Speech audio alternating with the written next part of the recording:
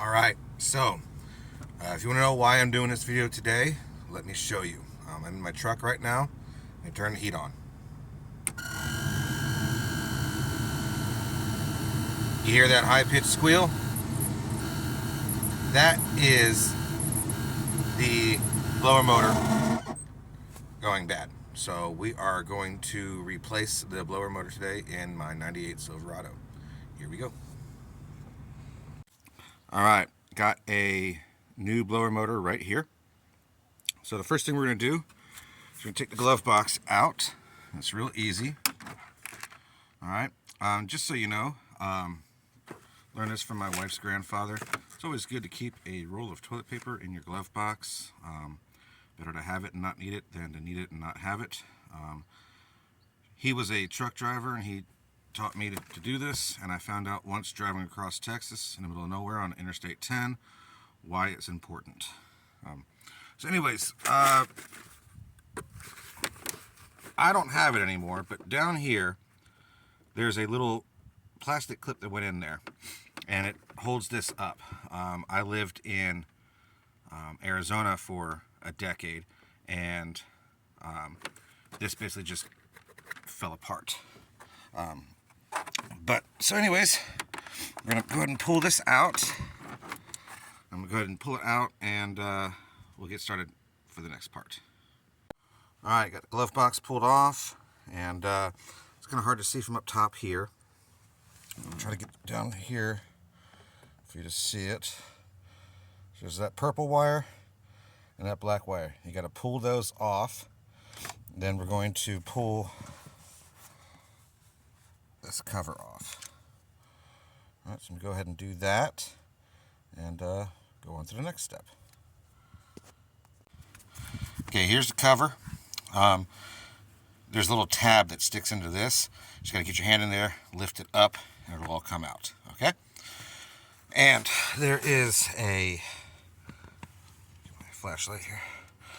It's this little rubber hose right here. We just got to pull off, and then I'll start taking the screws off.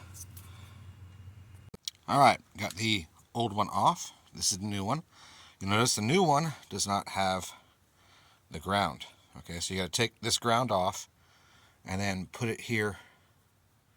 They already have the hole drilled for you. I don't know why they couldn't just put a new ground on there for you, but that's what you got to do. There's 5 screws. They are 7/32. Okay, you might need to get a universal joint and a driver like this for the 7/32 because some of them are kind of hard to get to. And this ground is a 9/32. So I'm gonna go ahead and swap that out, and we'll move on to the next step. Okay, so I added the hose that came off back to it before I put it back on. You just put it in there, and then it goes up there, okay? And I put the 5 bolts back in, and I opted to not put this cover back on.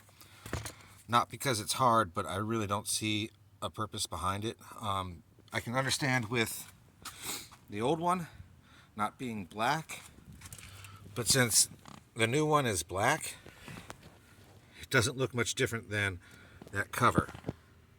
So I'm leaving it off. You can put it back on. It's not hard to put back on, but I've decided not to. If you decide to put your cover back on, don't hook up your wires until after you've put your cover on. Since I decided not to, I went ahead and hooked up my wires. So the purple is to the left, and that ground is black. All right, let's go ahead and start up the car and see how it sounds. All right, truck is running, and here are the AC controls. On low. Switch that over. Yep, I'm feeling there. A little more. Now let's go full blast. Oh yeah.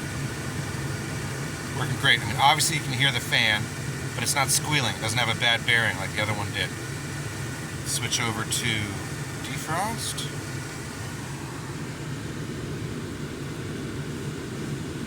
Oh yeah, that feels great. This job only takes about 20 minutes. Took me a little bit longer because I'm feeling a little under the weather and I was shooting the video, but it's not that long of a process. Very minimal tools, minimal amount of time. All right, well, thanks for watching.